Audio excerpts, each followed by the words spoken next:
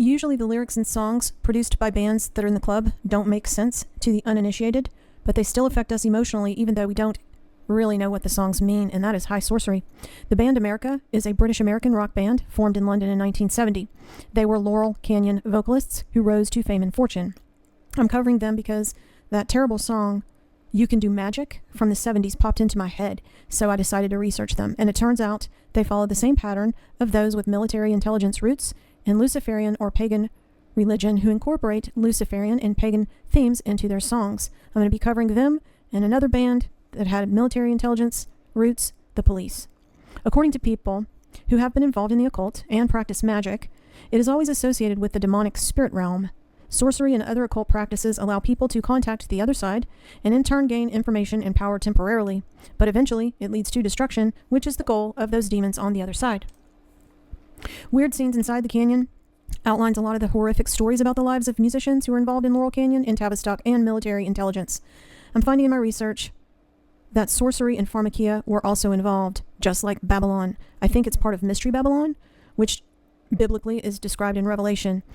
Others who are involved in higher-level secret societies confirm that. I'm starting to think the pagan gods and demons were not literally walking around in the physical realm, the ones that Gary Wayne refers to as the invisible ones, but those tapping into the magic and sorcery did see them only. Same as today. We still have people tapping in, and that's what the secret societies are all about. For example, you don't find fossils of snake-legged gods and goddesses. Those are the invisible ones, Mystery Babylon. The visible ones would have been the Nephilim giants who somehow were created by these same fallen angels, impregnating the human women. However, they would have done that. Like if they took physical form somehow and did it, whether it was through possession of a human person or something like that.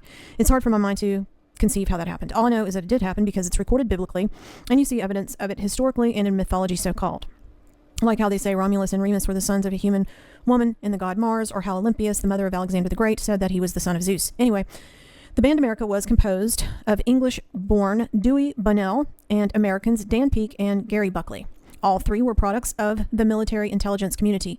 Buckley's dad was the commander of the Ruslip USAF base near London, a facility deeply immersed in intelligence operations.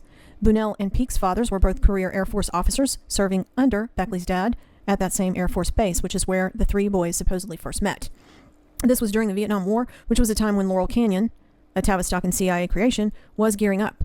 A commenter also said that the Golden Triangle opium industry had a major impact on the Vietnam War and a major interest in the Vietnam War, which does not surprise me at all.